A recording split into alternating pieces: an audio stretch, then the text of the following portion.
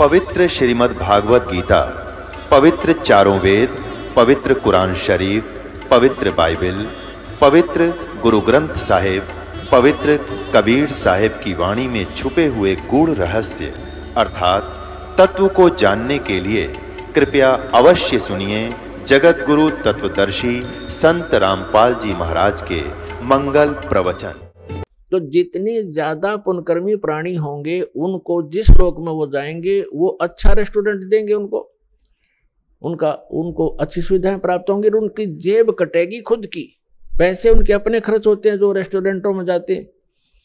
तो पुण्य समाप्त होंगे उन साधकों के, वो समाप्त होते ही फिर नरक के अंदर डाले जाएंगे। क्योंकि जब तक हम पूर्ण परमात्मा सत्य पुरुष की साधना नहीं करते, सत्य गुरु से लेकर सत साधना नहीं करते, तब तक हमारी या चलो चलो मिटे नहीं और जन्म मृत्यु सदा बनी रहेगी और दोनों ही कर्म भोगने पड़ेंगे। तब तक हमने पुण्य भी भोगने पड़ेंगे और पाप भी भोगने पड़ेंगे।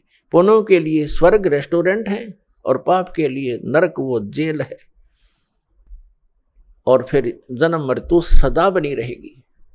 तो इसका विकल्प अब पता चला है, इसका अल्टरनेट का पता लग गया है, इसका समाधान हो सकता है। तो हमने ये ग्रहण करना चाहिए और अपना कल्याण कराना चाहिए। अब जो प्रसंग चल रहा है कि गीता ज्ञान दाता कहता है मेरी भी जन्म मृत्यु होती है, अर्जुन तेरी भी होती है। ये ब्रह्मा विष्णु महेश का पिता है और दुर्गा इनकी माता है, ब्रह्मा विष्णु महेश की। श्री दुर्गा जी इनकी माता है और ये सरपुरुष गीता ज्ञानदाता ये काल, ये श्री ब्रह्मा श्री विष्णु श्री शिव जी के पूज्य पिताजी। गीता ज्ञानदाता कहता है अध्याय नंबर 2 के श्लोक 12 में, गीता अध्याय नंबर 4 के श्लोक 5 और 9 में, गीता अध्याय नंबर 10 के श्लोक नंबर 2 में कि अर्जुन तेरे और मेरे बहुत जन्म हो चुके हैं, तू नहीं जानता मैं जानता हूं।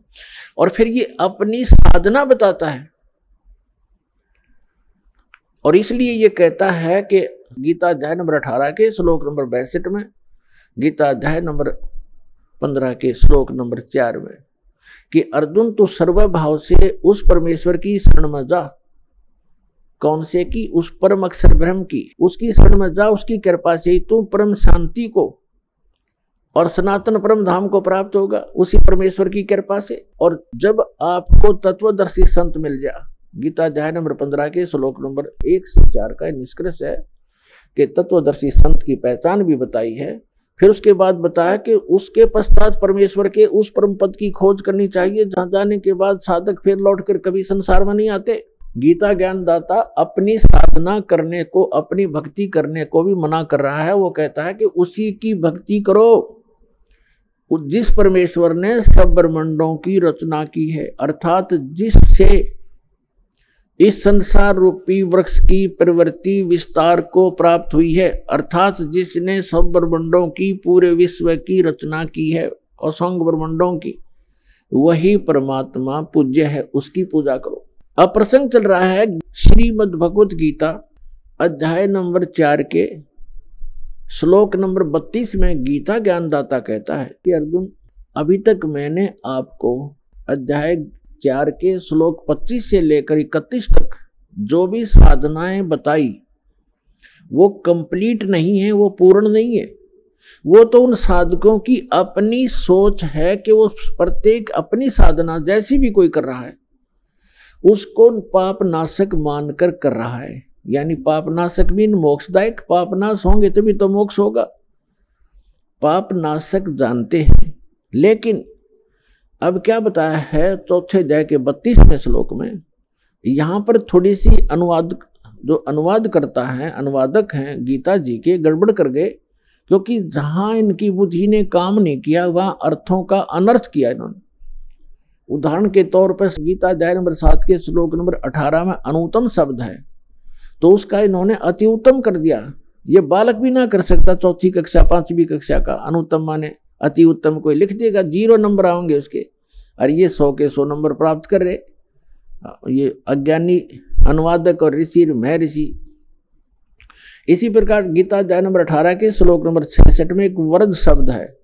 वर्ज का अर्थ जाना होता, आना नहीं होता। जैसे इंग्लिश वर्ड गो है तो गो का अर्थ आना नहीं हो सकता, जाना ही होता है।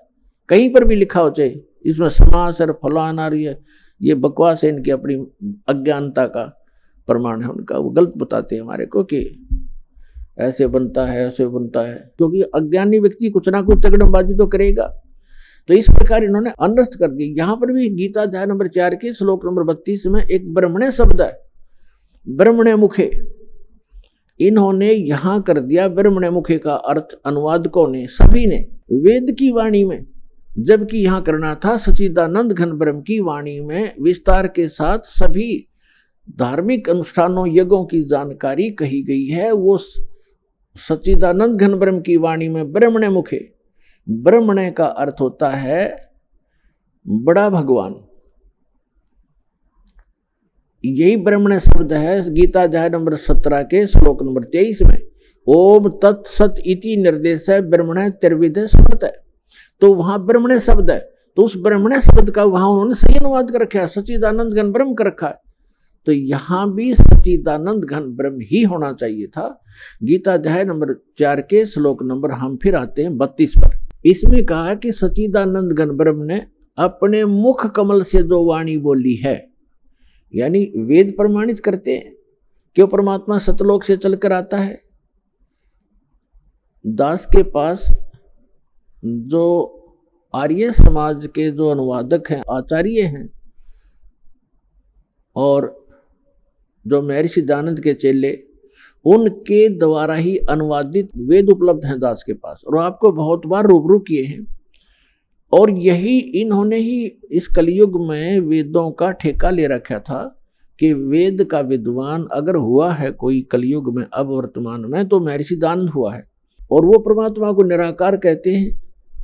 तो ये अल्पज्ञ थे, क्योंकि सदग्रंथ तो सदग्रंथ ही हैं। सभी कहते हैं लाल बहुत कीमती होता है, लाल का पता किसी ने ना हो तो उस कथन का भी यूज नहीं, ये मानने का भी यूज नहीं कि लाल कीमती है, और आपके सामने पड़ा और आप कहते हैं कौड़ी है, लाल बता रहे हो आप दूसरे 100 के नोट को, तो वो भी अल्पज्ञता ही है। बेशक थोड़ी बहुत जानकारी है कि कोई ऐसे की बहुमूल्य रत्न है, तो जानकारी भी व्यर्थ है। तो महर्षि दयानंद के साथ ऐसी बनी हुई थी, ऐसे ही नारी समाज के आचार्यों के साथ बनी हुई थी। इन्होंने वेदों का अनुवाद किया, वह तो दया करी दाता ने, कुछ ही मंत्रों का इन्होंने सही अनुवाद किया, ना तो सारे का डंगा एक रखा है।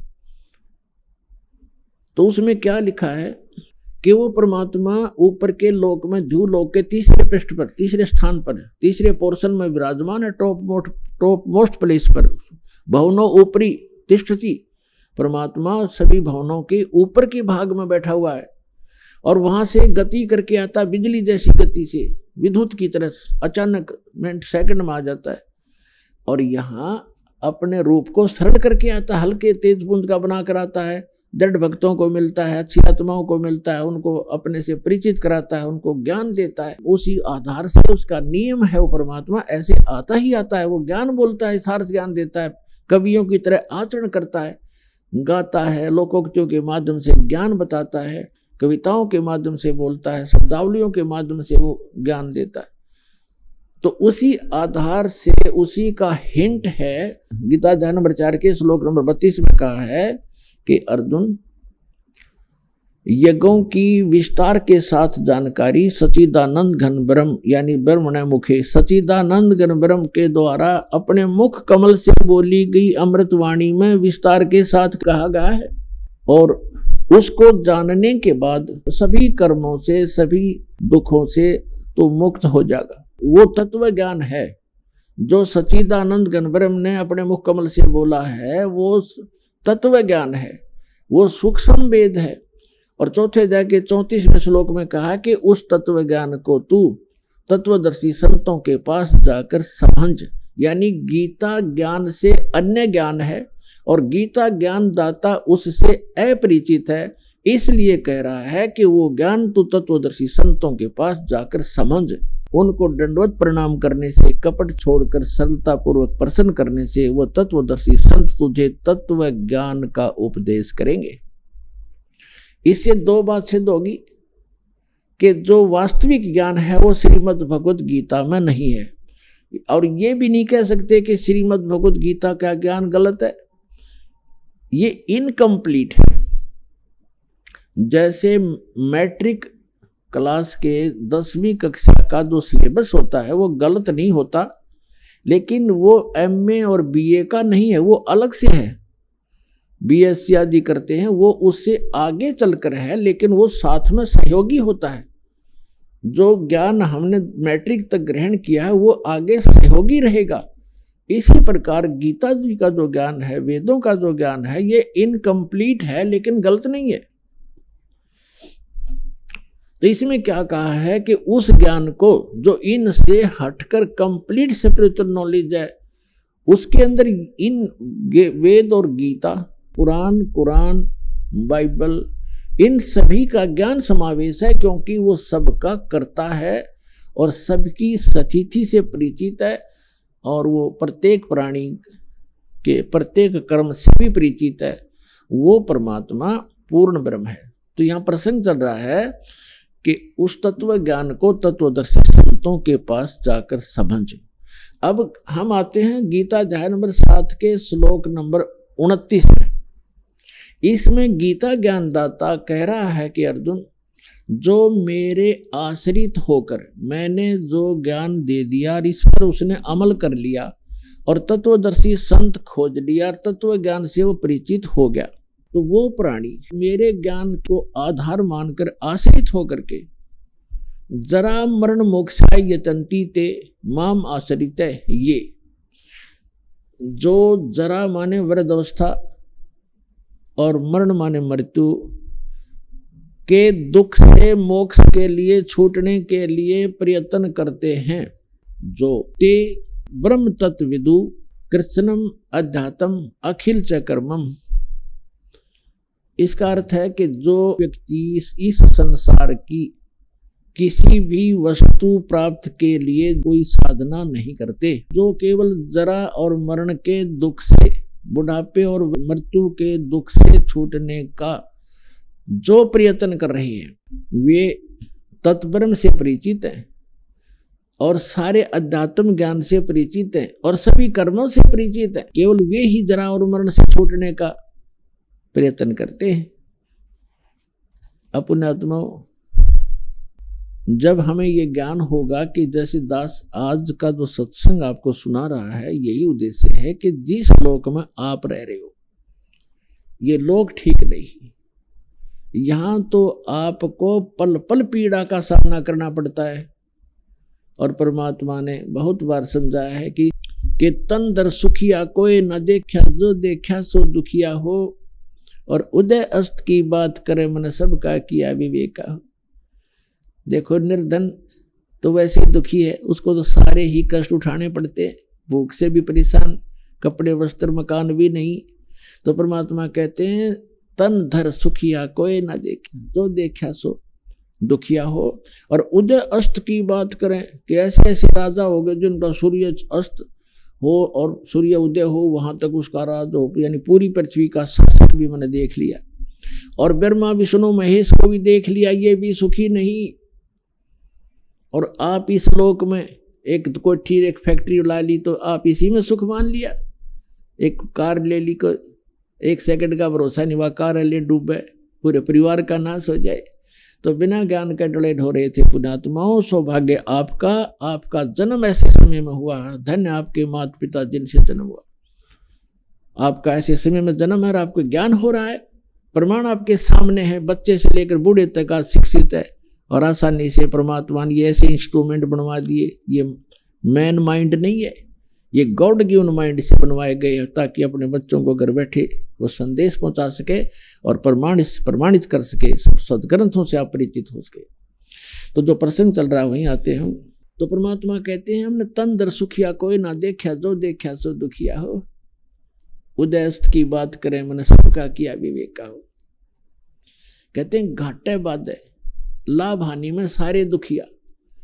लाभ हो गया किसी को, मान ले 2 लाख रुपए मिल गए किसी सौदे में, उसको कैसी प्रेरणा करता है ये काल कि कोई ऐसा बिजनेस कर दूं, 5 लाख लेगा उधारे और 2 लाख वो 7 लाख ला कर बैठ जाएगा और उसमें हो जाएगा घाटा। वो 2 लाख भी गए, टेंशन नहीं होगी।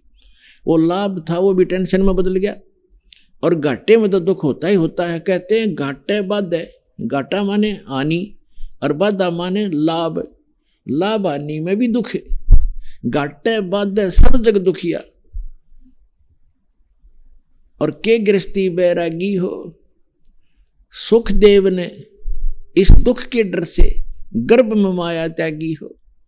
फिर बताते हैं कि जंगम दुखिया जोगी दुखिया तपस्वी को दुख दूना हो।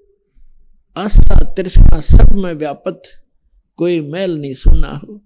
फिर परमात्मा कहते हैं कबीर परमेश्वर जी कि साच कहूं तो जग नहीं माने, पर भाई झूठ कही ना जाई हो। ये ब्रह्मा विष्णु शिव जी दुखिया जिन ये राह चलाई हो। पुण्यात्मा, आज से 700 वर्ष पहले कोई ये कहे कि ब्रह्मा विष्णु महेश नासवान हैं, ब्रह्मा विष्णु महेश महादुखी हैं, तो सिर फुड़वाने वाली बात थी। क्योंकि आज इतना शिक्षित समाज है, स्वतंत्र भारत है और प्रजातंत्र है, उसके अंदर दास के साथ कितने जुल्म हो गए। या साचीकरण में झूठे मुकदमे बना दिए, जेल में डाल दिया है, और रोज लाठी ठाठाओं या 1.5 आदमी। क्यों? उनकी रोजी रोटी बंद होगी, उनका ज्ञान समाप्त हो गया। पर जीखे बात नहीं बने, ये तो स्वीकार करना पड़ेगा, क्योंकि जनता शिक्षित है। 600 वर्ष पहले ये बातें कहा करते परमात्मा के साथ कैसे कहर तो लेते कबीर जी की। कभी आने वाले समय में आपको सुनाएंगे वो कहानी परमात्मा के साथ। परमात्मा ने हमें 600 वर्ष पहले ये जानकारी देना चाहा था, जो दास उन्हीं की दी हुई आज आपके रूबरू कर रहा हूँ, और सदग्रंथों से मेल कर रहा हूँ कि सदग्रंथों में भी लिखा था और भगवान भी बताया करते थे। लेकिन ये अज्ञानी संत ऋषि महर्षि आचार्य और शंकराचार्यों ने हम तक ये ज्ञान आने नहीं दिया, विरोध करा दिया, हमें मूर्ख बना दिया, और हमारे सभी पूर्वजों को पशु बनवा दिया, भूत बनवा दिया और नरक बना दिया उनका जीवन। अब जैसे श्री देवी भागवत के सकंद, प्रथम सकंद में सचित्र मोटा टाइप गीता प्रेस गोरखपुर से प्रकाशित के 28-29 पृष्ठ पे व्यास जी पूछ रहे हैं नारद जी से। नारद जी बता रहे हैं कि मेरे पिता ब्रह्मा जी ने देखा कि विष्णु जी हठ योग कर रहे थे, समाधि लगाए बैठे थे।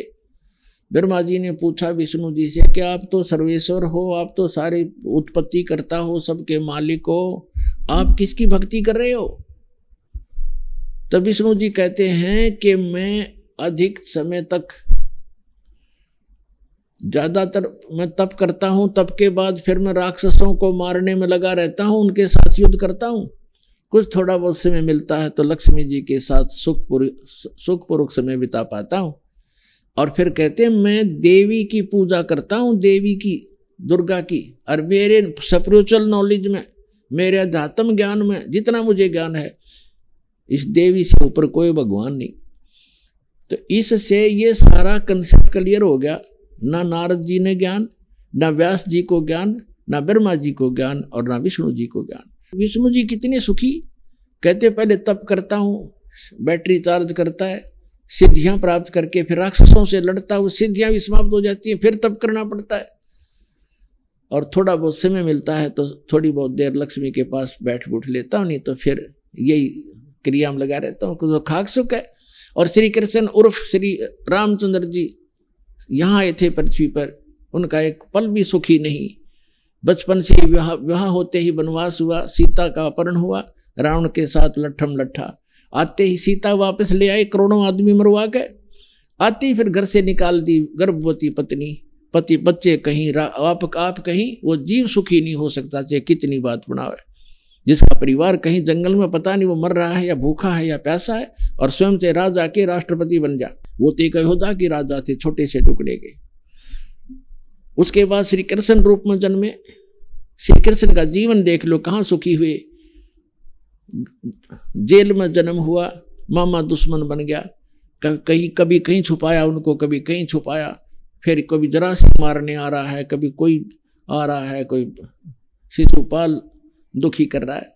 पर यहाँ से छोड़कर मथुरा को वहाँ एक द्वारका बनानी पड़ी, बहुत दूर जाके नालायक लोगों से टाइम पास किया, और लास्ट में पूरा परिवार कुल नाश हो गया, उनका पूरा यादव कुल उनकी आंखों के सामने कट के मर गए, लड़के। तो परमात्मा कहते हैं तुम बालक हो, इनकम्प्लीट स्पिरिचुअल नॉलेज, यानी little knowledge is the dangerous thing. तो आपको नीम हकीम गुरु मिले और ये लिटल नॉलेज प्राप्त था, आप इसी में संतुष्ट थे, क्योंकि विद्यार्थी तो टीचर के ज्ञान पर विश्वास ही करता है। आपके टीचर गलत थे। तो परमात्मा कबीर जी कहा करते कि साच कहूं तो जग नहीं माने। शंकर भगवान की देख लो, आप कितने सुखी थे।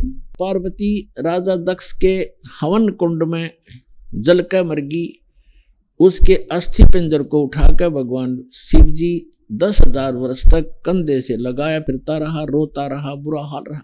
एक बार भस्मागिरी नाम का एक राक्षस दुष्ट भगवान शिव की भक्ति कर रहा था, उसी का दुश्मन बन गया और भस्म कड़ा मांग लिया उनसे, बस प्रतिज्ञाबद्ध वचनबद्ध करके प्रतिज्ञा करवा के, और फिर उन्हीं का दुश्मन बन गया। भगवान भाग रहे हैं, राक्षस पीछे पीछे भाग रहा है।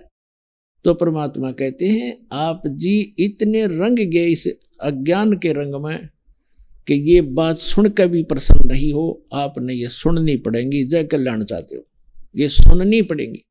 तो क्या बताते हैं भगवान के साच कहूं तो जग नहीं माने और झूठ कही ना जाई हो, और ब्रह्मा विष्णु शिव जी दुखिया जिन ये राह चलाई हो। फिर बताते हैं कि सुरपति दुखिया भूपति दुखिया, रंग दुखी व प्रीति हो, कह कबीर और सब दुखिया, एक संत सुखी मन जीती हो। कहते हैं सुरपति, आप तो देखो निर्धन समझता है धनवान सुखी, धनी व्यक्ति सुखी होगा। अब धनी सोचता है कि ये राजा लोग सुखी होंगे, राजनेता सुखी होंगे। अब राजा लोग कहते हैं कि स्वर्ग में सुख होगा, यहां तो हम कति दुखी। स्वर्ग के देवता ये समझते हैं कि इंद्र सुखी है, हम तो इसके अधीन है, पराधीन, सुख सपने है नाई। अब इंद्र सपने में भी सुख नहीं इंद्र को। इंद्र की ऐसी दुर्गति आप पुराणों पढ़ कर देखो। एक दुर्वासा नाम के ऋषि थे, उसने इंद्र को एक माला भेंट कर दी। इंद्र हाथी पर बैठा जा रहा था, इंद्र ने वो माला हाथ में ऊपर से ही पकड़ दी हाथी पर ही, और हाथी के आगे एक प्लेटफार्म सा होता है, काफी चौड़ा स्थान हाथी का, वहां रख देते हैं। हाथी ने वो सूंड से पकड़कर माला और नीचे पटक दी। इस बात से दुर्वासा ऋषि कुपित हो गए और श्राप दे दिया इंद्र को कि तेरा सब वैभव नष्ट हो जाएगा। अब कुछ दिनों के बाद राजा इंद्र निर्धन हो गया, उसका राज राक्षसों ने लूट लिया। वो जंगल में भाग गया कि तो छुप कर टाइम पास किया। और भी पता नहीं कितनी कथाएं इस इंद्र के बारे में, बहुत करने। इसका एक बार एक ऐसी बीमारी लग गई। तो परमात्मा कहते हैं सुरपति दुखिया भूपति दुखिया, रंग दुखी बपरीती हो, कहे कबीर और सब दुखिया, एक संत सुखी मन जीती हो, संत सुखी मन जीती हो। तन दर सुखिया कोई न देखा, जो देखा सो दुखिया हो। उदय अस्त की बात करते हैं, मन सबको कियो विवेका हो, सबका किया विवेका हो। सुरपति दुखिया, भूपति पूरी पृथ्वी का मालिक भी दुखिया, राजा दुखिया, और रंग दुखी बपरीती हो, निर्धन तो स्वाभाविक दुखी है। फिर परमात्मा कहते हैं कहे कबीर और सब दुखिया, एक भक्त संत सुखी मन जीती हो। जिन्होंने अपने मन को जीत लिया, केवल वही सुखी हो सकता है, और कोई प्राणी इस ब्रह्मांड में सुखी नहीं। अब मन जीती कौन होगा? अब मन को जीतना कोई बालकों का खेल नहीं है। मन को कोई रोक भी नहीं सकता। गीता ज्ञानदाता ने अर्जुन से कहा कि मन को जीत के इंद्रियों को काबू करे। तब अर्जुन ने कहा कि हे भगवान, इस मन को जीतना तो बड़ा कठिन है। तो गीता ज्ञानदाता भी इसी बात पर कहता है कि इस मन को रोकना तो अर्जुन वायु को रोकने के समान है। तो यहाँ परमात्मा ने जो कंप्लीट स्पिरिचुअल नॉलेज है, संपूर्ण अध्यात्म ज्ञान है, जिसको तत्व ज्ञान कहा है, उस सूक्ष्म वेद में परमेश्वर ने बताया है कि इस मन को रोका नहीं जा सकता, इसकी दिशा बदली जाती है। और जिस स्पीड से ये बुराइयों में ग्रस्त है, जिस स्पीड से बुराई कर रहा है, धन जोड़न में कति समर्पित है, या शराब पीने में लगा हुआ है, या कोई और डाकू बन गया है, चोरी करने में पूरा जो है स्पीड खींच रहा है, तो इसकी दिशा बदल दी जाती है इस तत्व ज्ञान से। अब आगे बताएंगे, आज के प्रसंग में यही होगा। अब क्या प्रसंग चल रहा है कि 7वें अध्याय के 29वें श्लोक में कहा है कि तत्व ज्ञान से परिचित होने के उपरांत प्राणी केवल जरा और मरण से ही छूटने का प्रयत्न करता है, और वो तत्ब्रह्म से परिचित हो चुका है। 8वें अध्याय के प्रथम मंत्र में, गीता अध्याय नंबर 7 में केवल 30 मंत्र हैं। 29 में तो ये कहा है कि जो जरा और मरण से छूटने का प्रयत्न करते हैं, यानी वृद्धावस्था के डर से और मृत्यु के भय से, इस दुख से छूटने का जो प्रयत्न करते हैं, वो तत्ब्रह्म से परिचित है, सारे दातम से परिचित है और सभी कर्मों से परिचित है। 7वें अध्याय के 30वें मंत्र में सिर्फ इतना कहा है उस गीता ज्ञानदाता ने कि जो मेरे सत्र का ज्ञान रखते हैं वो मुझे ही जानते हैं और मुझे ही मानते हैं। फिर 8वें अध्याय के प्रथम मंत्र में अर्जुन ने प्रश्न किया कि हे भगवान, जो आपने 7वें अध्याय के 29वें श्लोक में जिस तत्ब्रह्म की जानकारी दी है कि उसको जानने के पश्चात ये साधक केवल जरा और मरण से छूटने का प्रयत्न करते हैं, यहाँ की किसी वस्तु की डिमांड नहीं रखते, तो किम तत्ब्रह्म, वो तत्ब्रह्म क्या है? 8वें अध्याय के 30वें श्लोक में श्रीमद् भगवत गीता में गीता ज्ञानदाता ने कहा कि वो परम अक्षर ब्रह्म है, यानी गीता ज्ञानदाता से अन्य है और वो तीसरे नंबर का प्रभु है। गीता, अब हम फिर आते हैं गीता अध्याय नंबर 15 के श्लोक 16 और 17 पर। श्रीमद् भगवत गीता अध्याय नंबर 15 के श्लोक नंबर 16 में दो पुरुष, सरपुरुष और अक्षर पुरुष, इन्हीं को सरब्रह्म भी कह सकते हैं, इसको अक्षर ब्रह्म भी कहते हैं, इनके अन्य पर्यायवाची नाम है। और गीता अध्याय नंबर 15 के श्लोक 16 में कहा कि दो पुरुष हैं, एक सरपुरुष और एक अक्षर पुरुष, और ये दोनों नाशवान, इनके अंतर्गत जितने प्राणी हैं वो भी नाशवान। जीवात्मा तो किसी की भी नहीं मरती, हो तो कुत्ते की भी ना मरती, गधे की भी नहीं मरती। इसके तुरंत पश्चात गीता अध्याय नंबर 15 के श्लोक नंबर 17 में गीता ज्ञानदाता कहता है कि पुरुषोत्तम तो कोई और है, उत्तम पुरुष कहो चाहे पुरुषोत्तम कहो, पुरुषोत्तम तो कोई और है, उत्तम पुरुष है तू अन्य, ये वो इन दोनों से कोई और है, सरपुरुष और अक्षर पुरुष से, सरपुरुष कहो सरब्रह्म कहो, अक्षर पुरुष कहो अक्षर ब्रह्म कहो, इनसे कोई और है, अन्य है, हटकर है, सेपरेट है। और परमात्मा इति उदाहरते है, वही वास्तव में परमात्मा कहा जाता है। अपने आत्मा जिस लोक में आप रह रहे हो, कोई फ्लड से मर रहे हैं, कहीं भूकंप आ गया, किसी कोई कैंसर से पीड़ित है, किसी का वैसे एक्सीडेंट में मर जाते हैं, कोई किसी तरह दुखी है, कोई भी टेंशन से फ्री नहीं है, तो इस जिस लोक में हम रह रहे हैं, क्या ये परमात्मा का लोक हो सकता है? परमात्मा का अर्थ होता है श्रेष्ठ आत्मा, जो दुख देख नहीं सकता अपने बच्चों का।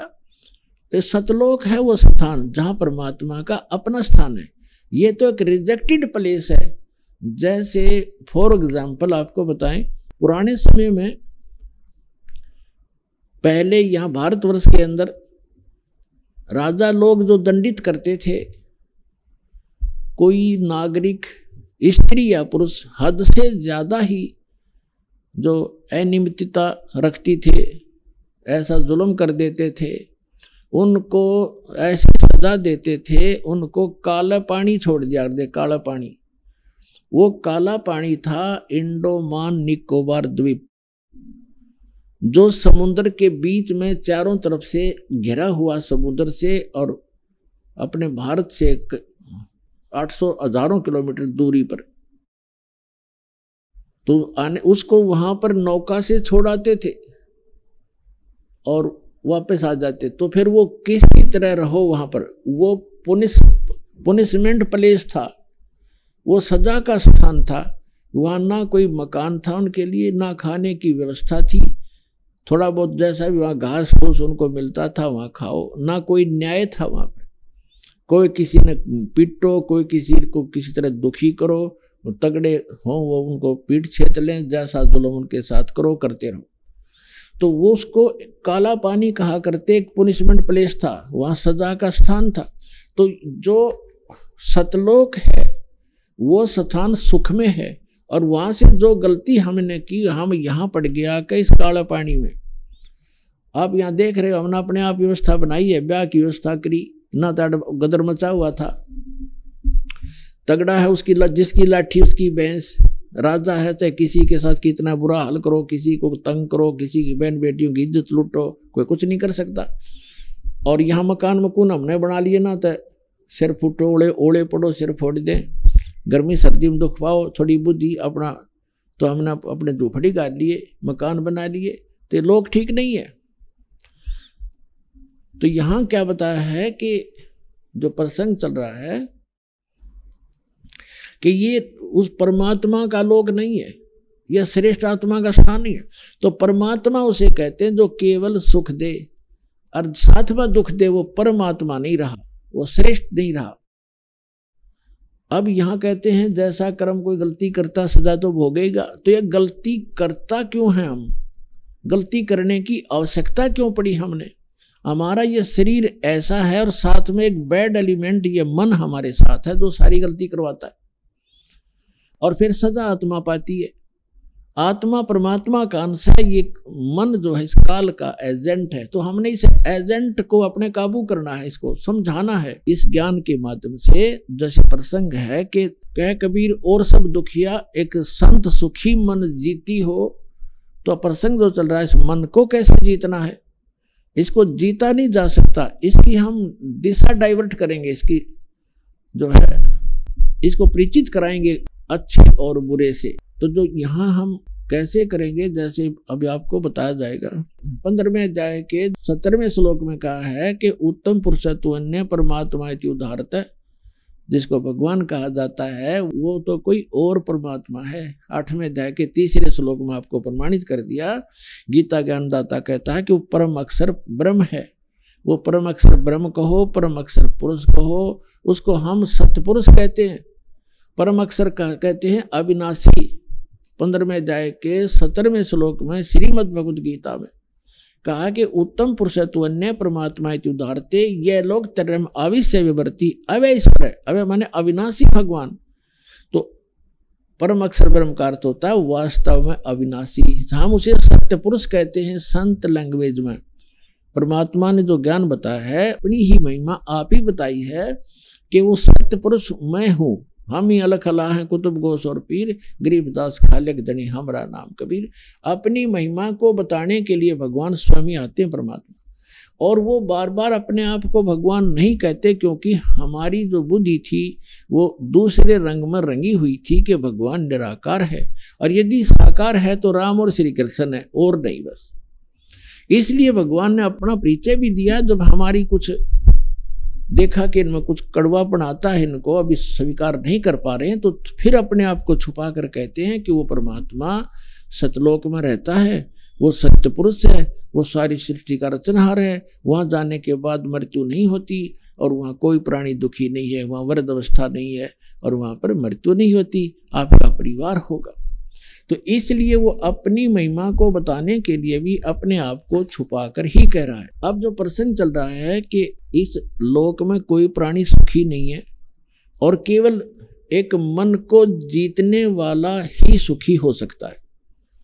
अब मन को जीतना कैसे है, उसके लिए आपको आज का जो सत्संग दास सुनाना चाहा था अब प्रारंभ कर पाऊंगा। अभी तक तो इसकी भूमिका बनी है।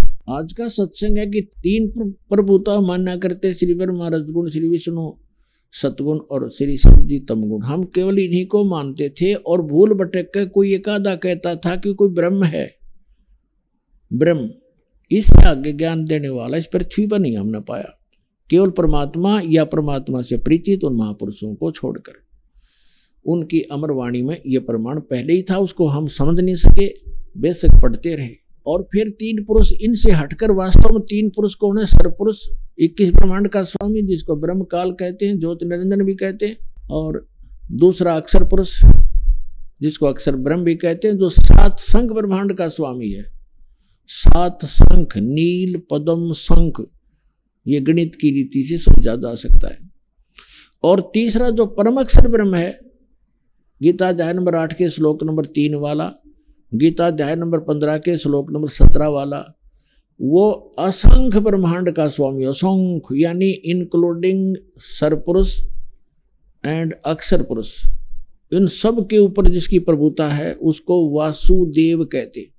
वासुदेव माने सबके ऊपर जिसकी प्रभुता है वो वासुदेव है। वेदों में वासुदेव जो शब्द है वो पूर्ण परमात्मा के लिए है, और हमारे ऋषि महर्षि हमारे बच्चों के नाम वेदों के आधार से ही रखा करते थे। लेकिन जैसे आज कोई रामचंद्र नाम रखे हुए अपने बच्चे का, अच्छी बात है, रामचंद्र एक अच्छा नाम है, लेकिन वो रामचंद्र थोड़ा ही हो सकता, उसका बच्चा जो दशरथ का पुत्र था। तो शुभ नामों से हम अपना नाम अपने बच्चों का रखते रहे। इसी प्रकार जो श्री कृष्ण जी को वासुदेव हम माना करते थे, श्री कृष्ण वासुदेव नहीं थे, उनके पिताजी का नाम था वासुदेव और वेदों से लिखा हुआ था। लेकिन वासुदेव का जो डेफिनेशन है वो है कि सबके ऊपर जिसका वास हो वो प्रभु। तो अब जो प्रसंग हम आपको सुनाने जा रहे हैं कि अब 3 पुरुष, तो ये हो गए सरपुरुष, अक्षर पुरुष और परम अक्षर पुरुष। सरब्रह्म, अक्षर ब्रह्म और परम अक्षर ब्रह्म। परम अक्षर ब्रह्म को हम कहते हैं कंप्लीट गॉड, पूर्ण परमात्मा, सबका क्रिएटर, सबका उत्पत्ति करता, हम उसको सत्य पुरुष भी कहते हैं। और अन्य जो भगवान है वो नाशवान है। इस परम अक्षर ब्रह्म को छोड़कर सबकी जन्म मृत्यु होती है। उनके अंतर्गत जितने प्राणी हैं उनकी भी जन्म मृत्यु होती है। अब जिस लोक में हम रह रहे हैं ये महा दुखदायी लोक है। यहाँ जन्म मृत्यु सदा बनी रहेगी और पुण्य से अच्छे पोस्ट प्राप्त हो जाएंगे, पाप से पशु पक्षी बन जाओगे और 84 लाख जन्म मरण का ये चक्र सदा बना रहेगा। जब तक हम उस परम अक्षर ब्रह्म की भक्ति, उनके द्वारा बताए गए spiritual knowledge, complete spiritual knowledge, संपूर्ण अध्यात्म ज्ञान, तत्व ज्ञान के आधार से नहीं करेंगे तो उसके लिए क्या बताया है? मन तो चल रे सुख के सागर, जहां शब्द सिंधु रत्नागर। मन तो चल रे सुख के सागर, जहां शब्द सिंधु रत्नागर। आपको सबसे पहले सुख सागर की डेफिनेशन बताते हैं, परिभाषा बताते हैं। सुख सागर किसे कहते? शंखों लहर मेर की उपजे, कहर नहीं जा कोई, दास गरीब अचल अविनाशी, सुख का सागर सोई। शंखों लहर मेहर की उपजे, कहर नहीं जा कोई, दास गरीब अचल अविनाशी, सुख का सागर सोई। जहाँ शंखों लहर मेहर की उपजे और कहर नहीं जहाँ कोई, दास गरीब अचल अविनाशी, सुख का सागर सोई। आदरणीय गरीबदास साहिब जी गांव छुड़ाने जिला जज्जर हरियाणा में हुए हैं। इनको वो हमारे पिता मिले थे आकर, वो परमात्मा आए थे, उस दृढ़ भक्त को मिले थे। एक जाट थे, किसान थे, 1400 एकड़ जमीन थी। कोई मांगने खाने वाले, कोई भिखारी नहीं थे, या कोई रोजी रोटी के लिए कथा सुनाने वाले नहीं थे। ये खुद समर्थ थे, संपन्न थे। और उनको आकर परमात्मा 10 वर्ष की उम्र में मिले, सचखंड लेकर गए, जहाँ मालिक रहते हैं, जहाँ हम रहा करते थे पहले। हम यहाँ काला पानी आगे वहाँ गलती करके, अब हमें वापस ले जाया जा रहा है सुधार करके।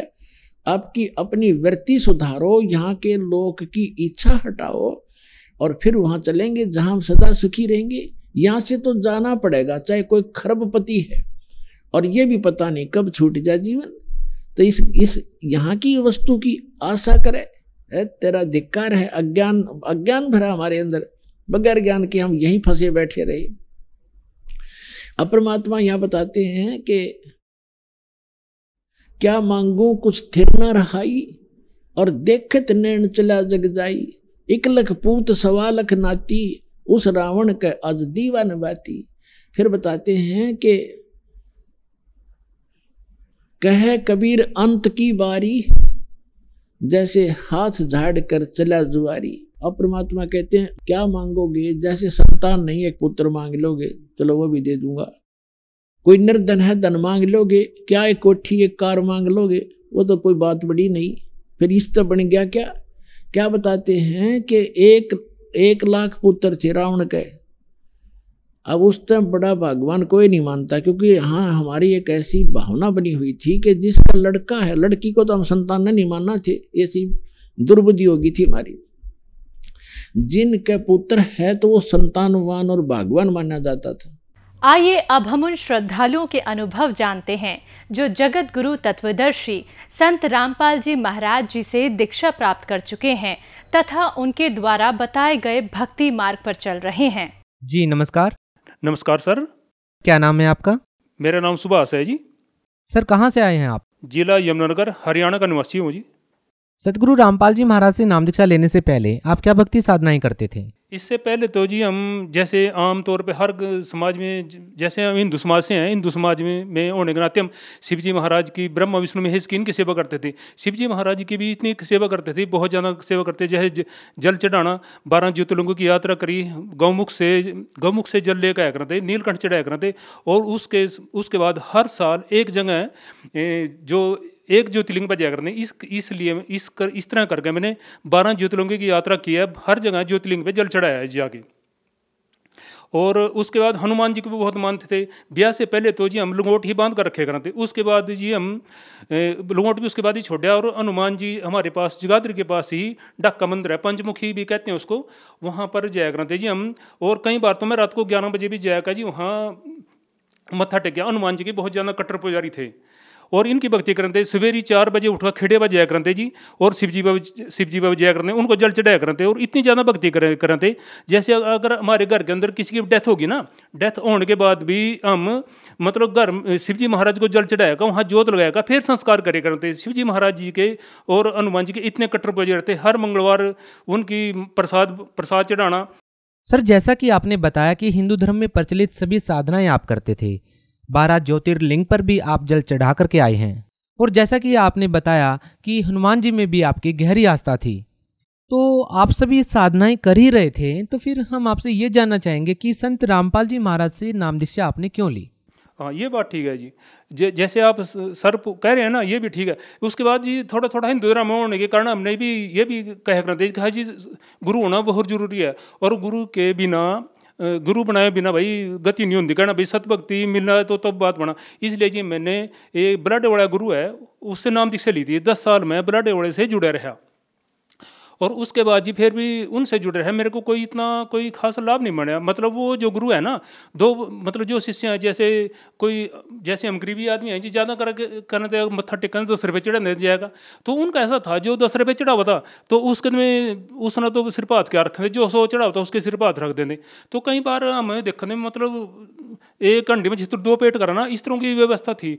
तो कई बातें हमने देखी वहाँ, तो मेरा मन उस भक्ति में लगा नहीं है जी। और 10 साल के बाद मैंने छोड़ दी, वहाँ तो भी कोई खास लाभ नहीं मिला। उसके बाद फिर मैं शिव जी महाराज की ही भक्ति कराने लग गया। उसके बाद फिर जी मेरे उसमें आई भी गुरु तो बनाना जरूरी चाहिए। फिर मैं 2 साल कुंवर स्वामी तो जुड़े रहा जी। कुंवर स्वामी से जुड़ने के बाद जी मैंने वहाँ भी देखा, वो कहने लगे जी एक टाइम पेड़े कपड़े पहन का भक्ति करे करो, और एक टाइम सफ़ेद कपड़े पहन का भक्ति करो। वो जल देख रहा जी, और धूड़ी देने वास्ते जी वहाँ पे वो सामग्री वगैरह दें, वो भी सारी मोल लेनी पड़े करती। अगर नाम दीक्षा लेनी पड़ो, जिस तरह कुंवर स्वामी थी बहुत महंगी पड़ती, आम आदमी तो वहाँ ले नहीं सका जी, बहुत महंगा पड़ा। और हमने नहीं देखा भाई, फिर वहाँ पर भी हमारा कोई सियावत नहीं बनया। अगर हमारे कोई दुख संकट हो, अपने गुरु पर जाकर अपनी समस्या रहूँ तो किस तरह बना, कोई बात नहीं बनाती। तो जितने भी थे उन फिर वहाँ से हटकर फिर हम शिव जी महाराज की लाइन में लग गए जी। और फिर मैं शिव जी महाराज जी की ही लाइन में लगे रहा, क्योंकि और कहीं मेरी संतुष्टि नहीं हुई, न भक्ति में मन लगा था जी, न कोई लाभ मिला थे। तो इसके बाद मैं शिव जी महाराज जी की ही तपस्या में लगे रहा जी, और कोई लाभ नहीं बने। और यूँ कह करूँ था, अगर शिव जी महाराज जी के दर्शन होगी ना मन्ना मरदे टाइम भी, तो बहुत बड़ी बात है। तो लेकिन हमने कभी शिव जी महाराज जी के दर्शन नहीं हुए जी। सर इतनी सारी कठिन साधनाएं करने के बाद भी आपको कोई विशेष लाभ नहीं मिला, तो फिर सर संत रामपाल जी महाराज की शरण आपको कैसे प्राप्त हुई? संत रामपाल जी महाराज के बारे में कैसे पता चला? सर ऐसा है जी, मैं चाय का काम करे करूँगा, एक रेडी लगाया करूँगा चाय की जी। तो एक हमारे भगत हैं जगाधरी श्यामलाल जी, तो जगाधरी श्यामलाल जी हैं जी, तो मैं फिर जब मैं उनको चाय का काम करता हूँ, उन्हें चाय पिलाया करता हूँ, उनकी आरती की दुकान है जी, तो मैं हफ्ते में एक बार पैसे लेने जाया करूँ था जी। तो फिर वो कह करते मेरे थे, अच्छा हनुमान जी का जिस तरह पुजारी था जी, तो मैं बड़ा सारा टिक्का लगाया करूँ था, हनुमान के चरण में सिंदूर ले आगा और जिस तरह वो रखे करते और उसमें बड़ा सारा टिक्का लगाया जाया करूँ था। और मैं कह करते भाई तो ना तो भक्ति तो कर रहा, अरे भाई ये भक्ति तेरी सही नहीं है। मैं भी क्यों नहीं है? तो फिर एक वाणी कह रहे थे जी, कहने लगे भाई माई मसानी सेठ शीतला बहरे भूत हनुमंत, और परमात्मा यूँ करे मैं उनसे को सुदूर हूँ, जो कि मैं उनसे को सुदूर हूँ जो कि इनको पूजंत, और फिर हम तो इन्हीं को पूजन करते। मैं कहा ये तो इस बात ठीक से नहीं, मना चुभी भाई वो कौन सा परमात्मा जो उनसे करे इनकी भक्ति करा उनसे दूर, मैं ये तो ठीक नहीं करे। तो बात मना गलत सी लगी, मैं तो परमात्मा के बारे में गलत बोल रहे।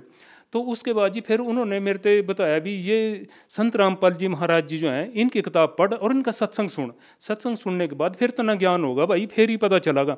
तो और जिस तरह चाय की रेडी लगाया करता हूँ मैं, फिर मैं अपना उसमें बीड़ियाँ बेचे करूँ था, और बीड़ियाँ के बारे में वो कह रहा भाई गलत मार्ग भाई, बीड़ियाँ पीने थे। अगर जो कि बीड़ी पिवा उसने भी बताया था जो कि बीड़ी पिवा अभी 100 बार अंधे का जन्म लेना पड़ा, और जो कि शराब पिया भाई 70 बार कुत्ते का जन्म लेना पड़ा। तो इनते मैं कह रहा था यार तो गलत बोलना। तो वो पढ़ने के बाद जी फिर वो मेरे से बार बार मतलब जब हफ्ते में पैसे लेने जाया करूँ था, चाय का काम था ना जी, हफ्ते में पैसे लेकर जाऊँ था, तो मेरे से ही बात रखे कराते। तो बात माना चुप जी, फिर ज्ञान गंगा पुस्तक पढ़ी जी। पढ़ने के बाद फिर मेरे को ज्ञान हुआ भी ये परमात्मा क्या कह रहे हैं। तो उसका ज्ञान लेने के बाद फिर मैं संत रामपाल जी की शरण में फिर आया जी।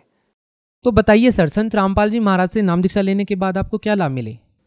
संत रामपाल जी से नाम लेने के बाद जी एक तो ये लाभ हुआ, सबसे पहले तो ये लाभ है जी मैं परमात्मा के बारे में, सच्चे परमात्मा के बारे में जानकारी मिली भी सच्चा परमात्मा कौन है। सारे जिस तरह हम तेन कह करते भी ये शिव जी परमात्मा है भी, खेड़े न मान लेते खेड़ा परमात्मा है, और भाई ब्रह्मा विष्णु महेश इन्हें परमात्मा मान ले, गणेश ना परमात्मा, देवी दुर्गा ना मतलब इन्हें भगवान मान ले करते जी। लेकिन उसके बाद फिर सच्चे ज्ञान का पता चला जी, जब ये बताया जब पता लगे भाई परमात्मा कौन है, उसके बाद फिर जानकारी हुई। और लाभ तो एक तो ये है जी भी परमात्मा का सच्चा मार्ग मिल गया। दूसरा जी मैं सट्टे लेकर होता बहुत ज़्यादा, यानी कि जिस तरह चाय का काम भी था, रोटी के भी काम था जी, रोटी की रेडी लगाया करते हम, तो जितने पैसे कमाया करूँ सट्टे में सारे पैसे लगा दे करते जी। और सट्टे में तो एक बार तो ऐसे हुआ जी, वरना 3 दिन के अंदर 3.5 लाख रुपये सट्टे को लगा दिया। थोड़े थोड़े पैसे जमा करे थे मकान बनाने थे, और वो 3.5 लाख रुपये मैंने सट्टे में लगा दिया जी। मैं तो ऐसा था और ऐसा आ गया था भी पटड़ी पे आ गया था भी, घर भी गिरवी हो लिया था एक किस्म से, मतलब इतनी दलदल में आ गया था जी मैं तो। लेकिन परमात्मा की शरण आने के बाद परमात्मा ही है जी जो इस दलदल दे काट दें। एक तो सट्टा लगाने थे जी, मैंने दोबारा मुड़ कर नहीं देखा अब सट्टे उड़ी, परमात्मा ने इस दलदल दे काट लिकड़ दे दिया जी। संत रामपाल जी महाराज अन्य और के में तो जिस तरह हम कुमार स्वामी तो जुड़े थे या बलाडे वाले जुड़े थे, तब भी सट्टा लगाया करते जी, कोई डर नहीं था, कोई भय नहीं था। और लेकिन परमात्मा ने आया कैसा ज्ञान दिया जी, न तो संत रामपाल जी महाराज, संत रामपाल जी महाराज की शरण में आया जी, न तो सट्टा लगाया दोबारा, और कभी कभार बीड़ी पी ले करते, न कभी बीड़ी पी, और न शराब भी कभी कभार पी ले, न शराब पी मुड़गा। तो संत रामपाल जी के मार्ग में आएगा तो जी सच्चा मार्ग मिल गया हमना। और ऐसा जी न तो ऐसा ज्ञान पृथ्वी पर कोई किसी ने दिया, और न ऐसा कोई और भगवान है जी, हम तो संत रामपाल जी हमारे वास्ते तो भगवान जी, लाभ इतने दिए। सर संत रामपाल जी महाराज से नाम दीक्षा लेने के बाद आपको और क्या लाभ मिले? संत रामपाल जी महाराज जी से नाम दीक्षा लेने के बाद एक तो ऐसा लाभ हुआ है भक्त जी जो मेरे लिए अजीब गरीब सा था। वो ऐसे था कि जब मैंने सट्टे बहुत लगाया करूँ था जी, और 3.5 लाख रुपए का सट्टा मैंने 3 दिन के अंदर लगा दिया था, और उसके बाद तो मेरी स्थिति ऐसी हुई कि जैसे मरना पड़ेगा जी, और स्थिति हो भी गई थी ऐसी। अच्छा उस टाइम मैंने 4 अप्रैल 2018 को नाम दीक्षा ली थी। अच्छा उसी दरम्यान ना नहीं तो बच्चों के एडमिशन होने थे, और जब सट्टा लगा दिया पैसा एक भी नहीं रहा, और पैसे और मैंने फालतू लगा दिए जिससे वो सट्टे बढ़ गए, मैंने देने भी हैं। तब मैं सोच रहा अभी नाम बच्चियों के जो दाखिला कराना था अभी कहाँ से लूँ कैसे लूँ।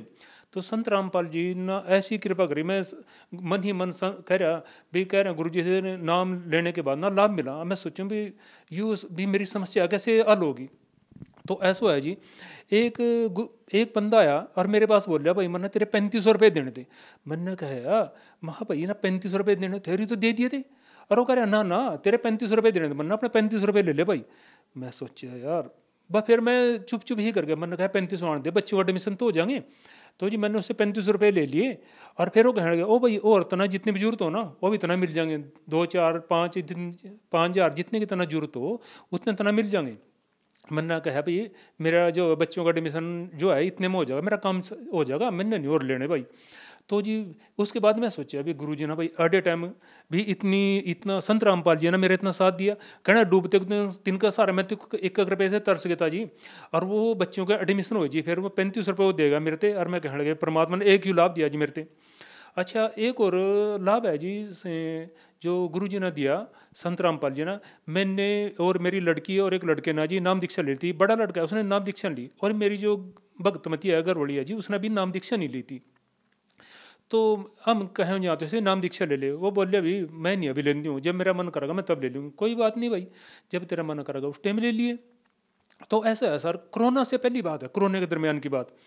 तो जो हमारी घरवाली है उसने ना बीपी की वजह से, मतलब ऐसा है बीपी की वजह से उसके ना दिखना बंद हो गया, मतलब उसकी आँख की नस फट गई। तो उसने जब दिखना बंद हो गया तो कहीं 2-3 दिन के बाद उन्हें ऐसा ना महसूस दिया एक आँख से दिखना बहुत कम हो गया। तो जी हम डॉक्टर गोयल के पास ले गए जी, जगाधरी यहीं है अपनी। तो उस टाइम डॉक्टर तो देखते थे कोरोना के अंदर सभी दूर रहते जी। तो डॉक्टर दूर से चेक कराया और उसने देखा दूर थी, कहने लगे भाई दवाई लिख दी, कोई बात नहीं ठीक हो जाएगी। लेकिन 1 हफ्ते की दवाई लिखी उसने, फिर भी उसकी रोशनी से कोई फर्क नहीं पड़ा, एक आँख से दिखना उसने कम हो गया। और वो घबराने लगी, वो कहने लगी मैं क्या बात है भाई, कह रहे एक आँख से जमीन दिखता। तो फिर जी जब कोई फर्क नहीं पड़ा, फिर हम और एक डॉक्टर हो रहा है जी कालड़ा, उसके पास ले गए। उसने जी फिर उसका आँख का टेस्ट कराया, उसका एक्सरे कराया। एक्सरे करने के बाद वो कहने लगा भाई इसकी तो बीपी की वजह से इसकी आँख की नस फट गई पिछली। और उस टाइम जिस टाइम इसकी नस फटी 2-3 दिन के अंदर मेरे पास आ जाते तो इसमें टिक्का लगता। 2-3 दिन मतलब 2-3 टिक्के लगते, उसमें 3 टिक्के लगने के बाद उसमें रोशनी का चांस आने का चांस था। अरे तो ना भाई 15-20 दिन तो ज़्यादा हो गए, अब तो कोई चांस नहीं भाई, ताऊ मरिया तो भाई एक आँख तो इसकी खत्म है लियो मान लो, या नहीं ठीक हो सकती। तो मैं फिर अपना घर वाले तो कहने लगा भाई ऐसा है, डॉक्टरों ने जवाब दे दिया जहाँ मर्जी चल, ये तो कह रहे बात भी सही है। और कोरोना के अंदर कोई भी डॉक्टर देखा भी ना बिल्कुल। वहाँ फिर एक ही है भाई, ये तेरी मर्जी है भाई, हमारा पता एक ही डॉक्टर है और हमारे गुरु जी हैं संत रामपाल जी, अब नाम दीक्षा ले ले। और जब और उन्हें इतने लाभ हों भाई तो भी तजर्बा करके देख ले हो जाएंगे। तो जी मर्दी क्या ना कर दी, उसने ही देखा भाई जब नहीं मर का तो फिर जिस टाइम गड़ में फंस गया ना, सोचा कहीं और तो कोई चारा रहे नहीं, अरे एक आँख दिखना कम हो गया। तो उसने जी फिर गुरु जी थे संत रामपाल जी थे नाम दीक्षा ली। और नाम दीक्षा लेने के बाद उसने ऐसा लाभ हुआ भाई जी, उन्होंने मेरे ख्याल दवाई 10 दिन और खाई होगी और वो नामचारे की थी। उसके बाद वो दवाई भी नहीं खाई और आज वह 9 बरन हुआ है, बिल्कुल ठीक देख रही जी। ये हमारे गुरु संत रामपाल जी के चमत्कार हैं जी, इस तरह का चमत्कार कहाँ मिला। और एक और चमत्कार है, इस चमत्कार तो वैसे गुरु जी का रोज करो। एक दिन ऐसे हुआ जी, एक मोटरसाइकिल बड़ी रेडी बने रखी मना, उसमें जी क्रय क्रुय का काम कर लें जी। तो उसमें ऐसा हुआ जी, मैं मोटरसाइकिल की रेडी लेगा जरे चले आ, उसमें थोड़ा सामान लाद रखे। तो जगाधरी जो हमारा जहाँ जगाधरी यहाँ पुरानी कचहरियाँ करती, वहाँ थे एक पुलिस की गड्डी थी, उसमें एक पुलिस वाला बैठा था, SHO था शायद वो। और वो रोड पर चढ़ने लग रहा था और मैं अम्बाड़ी वाली साइड में जाने लग रहा था। तो जिस टाइम मैं जाने लग रहा था जी वहाँ जी, तो मेरे वाली जो गड्डी थी मतलब रेडी थी रिक्शा वाली, मेरी मोटरसाइकिल वाली रेडी, उसकी कार में अगले पासा टकरा गया, टकराया घर चली गई और वो खड़ा था जी। और मैं आगे निकल गया, मैंने देखा उसकी गड्डी लग गई। तो लगने के बाद जी महल्ला भी, और मैंने देखा भी आने लगी महल्ला भी, पुलिस वाले तो भाई भी वो इसका लग गया और ये तेरा लगावेगा जरूर। और जी मार भाग दी कितनी बेचारी 25-30 की स्पीड से ही भाग दी, ज़्यादा से ज़्यादा हूँ। तो मैं सीधा चले गया जी, मैं चल देखी जाएगी भाई जो भी होगा। और मैं गुरु जी ने याद करे बंदी छोड़ सतगुरु रामपाल जी महाराज, बस आप ही मदद कर सका जी। तो इतने में क्या है जी, वो जो पुलिस वाला था जिस टाइम वो रोड पर चढ़ा, रोड पर चढ़ने के बाद उसने अपनी कार मेरे पीछे लगाई ली, पीछे लगाएगा और उसने रोक लिया, बोले भाई साइड में लगा अपनी ये गड्डी। तो जी मैं तो साइड में लगानी थी और मैं ना जड्डा चढ़ गया महल्ला भी। ईब तो यो सबसे पहले तेरा थप्पड़ मारेगा, पुलिस वाले का काम है यही। और तो था जी SHO, मैं उतर गया तेरा 5-4 लगाओगा। और मैं करे बंदी छोड़ मालिक, बस आप ही रक्षा कर सका, न्यू कहाँ जी, और ऐ भी चमत्कार हम आप बे आप ही रक्षा कर सका। तो जी उसने एक साइड में लगाई दी, एक साइड में लगा दिया, मैं अपनी मोटरसाइकिल वाली जो रेडी थी मैंने एक साइड में लगा दी, और उसने भी अपनी कार मेरे आगे रोक दी। और कहने लगे हाँ भाई इसके कागज हैं नहीं है। मैं कह रहा जी कागज तो हैं जी। और फिर मैं सोच रहा मैं भाई तो तेरा मारा गया 5-4 दिन को, अब इसके कागज काट और चलान काटूंगा इसका। मैं कहने गया ठीक है जी। और मैं फिर भी अपना सतनाम का जाप शुरू कर दिया, मालिक आप ही बचाया सका। और वो राम थे कह रहा फिर मेरे थे, ओ भाई बेटे आराम से चले करा, इतनी जल्दबाजी नहीं करते हैं, देख मेरा साइड तो लगी, मैं क्या कहूँ तेरे ते। और फिर भी कहा बस मैं तेरे तो ही कह रहा बेटे आराम से चले करा, ऐसा नहीं करे कर दे। और मैं कह रहा ये बंदी छोड़, इतनी आराम से करे हो जिस तरह आप इसके मुख्त करवा रहे हो बिल्कुल ही बड़ी, तो इसने इस तरह नहीं कहा भी दूर परा उर परा कोई भी बात नहीं कही जी, आराम से गया कर चले गया। बोले बेटे समझ गए, संभाल कर चले कराएं, संभल कर चले कराएं, ऐसी बात नहीं है, देख कर चले करा।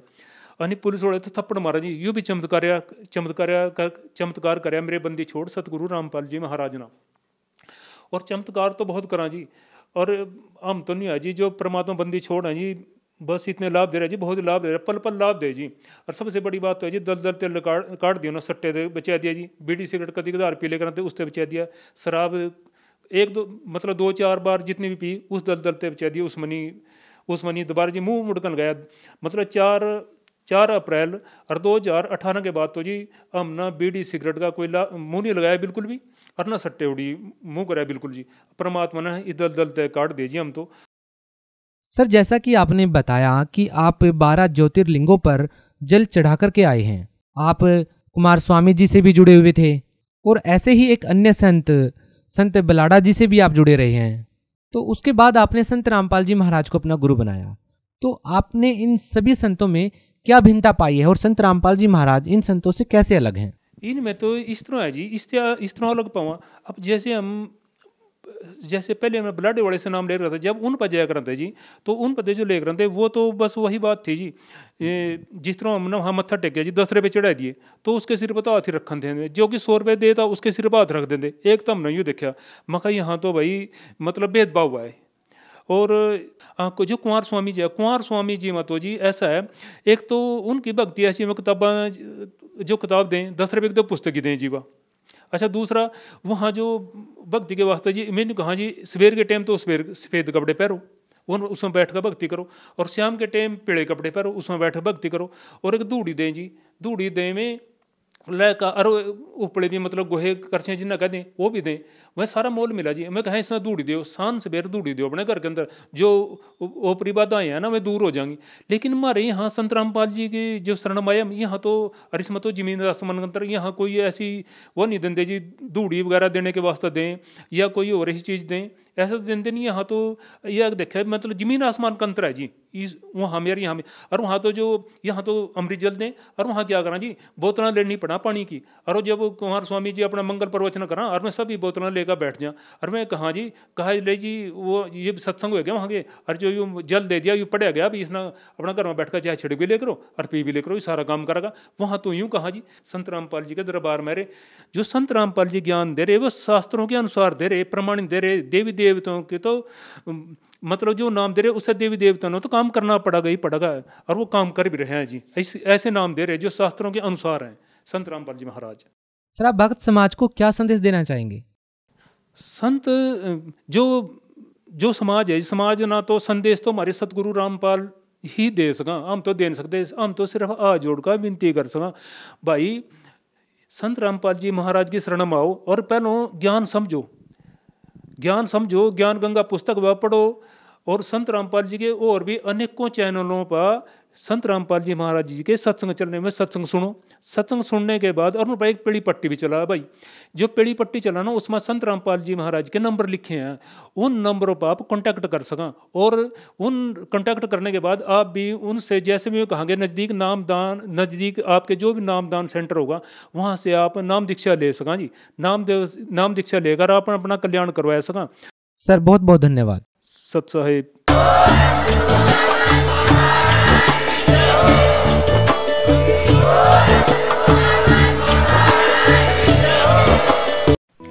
आप सुन रहे थे जगत गुरु तत्वदर्शी संत रामपाल जी महाराज के मंगल प्रवचन।